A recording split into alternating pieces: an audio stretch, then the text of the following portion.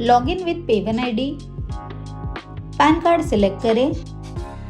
First retailer को coupon buy करना होगा। दो तरह के कूपन्स अवेलेबल हैं, 107 और 72। 107 में फिजिकल कार्ड के साथ ईमेल पर सॉफ्ट कॉपी भी मिलेगी। 72 में रिटेलर को सिर्फ मेल पे सॉफ्ट कॉपी मिलेगी। कूपन सिलेक्ट करें, कूपन क्वांटिटी एंटर करें, कंफर्मेशन पॉपअप पर ओके क्लिक करें।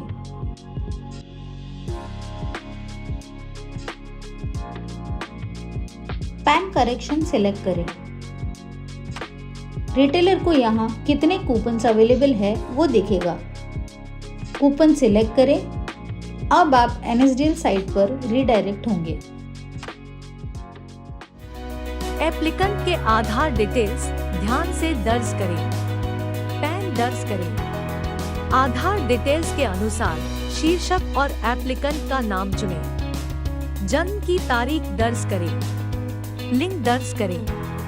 आधार कंसेंट मैसेज पर क्लिक करें। कंसेंट मैसेज पर क्लिक करके एप्लीकेंट पैन एप्लीकेशन के प्रयोजन के लिए आधार डेटा का उपयोग करने के लिए सहमति प्रदान करेगा। सबमिट बटन पर क्लिक करके एप्लीकेशन का डेमोग्राफिक ऑथेंटिकेशन किया जाएगा। नाम दर्ज करते समय कृपया इन महत्वपूर्ण बातों का ध्यान रखें। एप्लीकेंट का नाम, लिंग और जन्म तिथि बिल्कुल आधार डेटा की तरह होने चाहिए। इनिशियल्स केवल मध्य नाम में अनुमत है, लेकिन केवल अगर आधार कार्ड पर इनिशियल्स मौजूद है।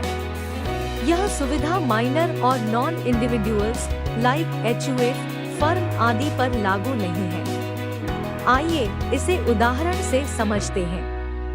करेक्ट साइंस वाले कॉम्बिनेशंस को कृपया ध्यान से देखें।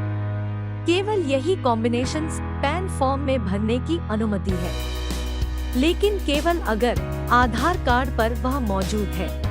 सफल ऑथेंटिकेशन पर यूजर को एप्लीकेंट डिटेल्स पर नेविगेट किया जाएगा। यूजर पिछले पृष्ठों पर दर्ज एप्लीकेशन डिटेल्स को देखकर वेरीफाई कर सकता है। अगर यूजर भरे हुए डेटा में बदलाव चाहता है, तो चेक बॉक्स टिक करके यूजर ऐसा कर सकता है। इसके बाद यूजर को पेरेंट डिटेल्स पर नेविगेट किया जाएगा। यूजर को एप्लीकेंट के पिता का नाम दर्ज करना होगा। इंडिविजुअल एप्लीकेंट के लिए पिता का नाम अनिवार्य है, जबकि माता का नाम ऑप्शनल है। यदि यूजर कार्ड पर प्रिंट होने के लिए माता का नाम चुनता है, तो माता का नाम दर्ज करना अनिवार्य है। माता के सिंगल पेरेंट होने की स्थिति में यूजर सिंगल मदर फ्लैग चुन सकता है और माता का नाम दर्ज कर सकता है। यहाँ भी कृपया ध्यान रखें कि आद्याक्षर केवल मध्य नाम में ही अनुमत है। इसके बाद यूजर को अदर डिटेल्स पर नेविगेट किया जाएगा। फिजिकल पैन या केवल ई पैन के बीच चुनें। यदि यूजर केवल ई पैन चुनता है, तो पैन एप्लीकेशन में दिए गए ईमेल आईडी पर केवल पैन कार्ड की सॉफ्ट कॉपी भेजी जाएगी। कॉन्टैक्ट डिटेल्स आधार डेटा के अनुसार भरे हुए देखे जाएंगे।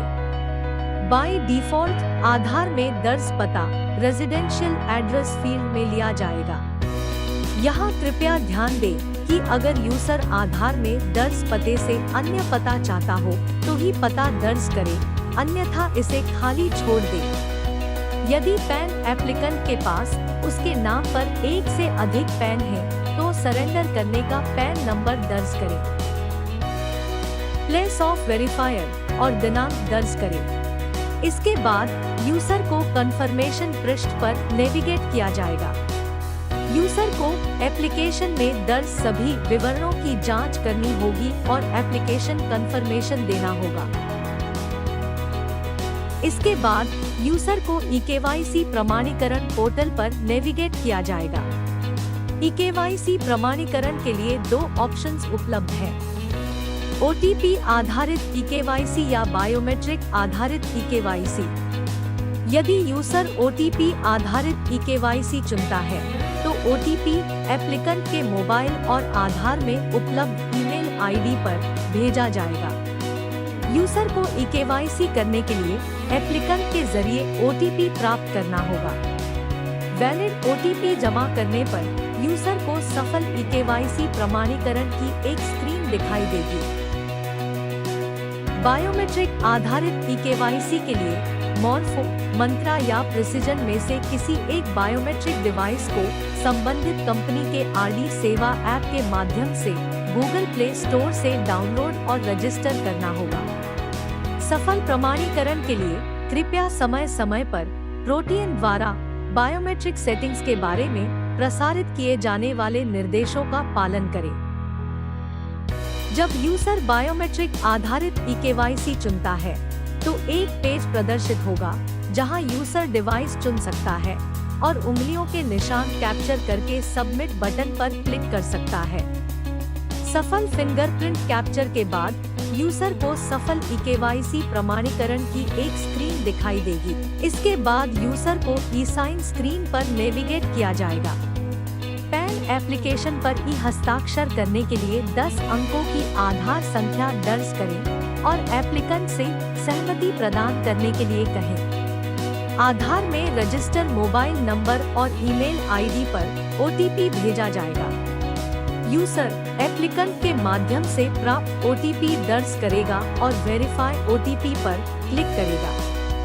सफल OTP वेरिफिकेशन पर यूजर को सफलता पृष्ठ मिलेगा। जब यूजर ओके पर क्लिक करेगा तो एक पेज प्रदर्शित होगा जहां TXN ID, TXN status, payment राशि और जनरेट की गई एक्नॉलेजमेंट नंबर को देखा जा सकता है। पैन एप्लीकेंट को रजिस्टर्ड ईमेल आईडी पर स्क्रीन पर दिखाई देने वाले फॉर्मेट में पैन एप्लीकेशन PDF और पेमेंट रसीद प्राप्त होगी।